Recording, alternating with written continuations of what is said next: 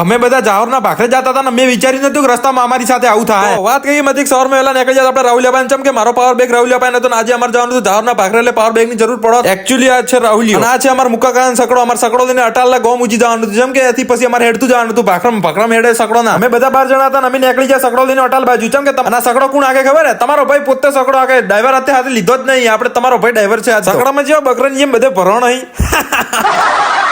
સકડો લઈને થોડાક ગોતીઓડા આઘા થયા પ્રચમ કે નિયમ લઈને પ્રસાદ લેવાની બધે થોડી પ્રસાદ લીધી. નિયમ જાવના ભાખરે મંદિર આવેલું એટલે આપણે મંદિરે દર્શન કરવા જવાનું. ગોતીઓડા સકડો લઈને નીકળી જાય અટલ બાજુ. અચાનક શંભુડા રાઈજી શેખ અને બીજા બધા કેવા બેઠા જોઈ લો. મને તો નવી લાગે કારો કો મોણજો. હું પાછો ભેળો આવી ગયો. હું અલગ નથી. પહોંચી જાય અટલ ને એન્ટ્રી મારીને હજી પેટ્રોલ ની નિહાલ્યો અને મૂકી દીધો ને સકડો પાર્કિંગ માં. આપણે જવાનું હતું હેડતું પાછું એથી પગ પડા દરવાજામાંથી હમણાં ગગો એન્ટ્રી મારશે જોજો.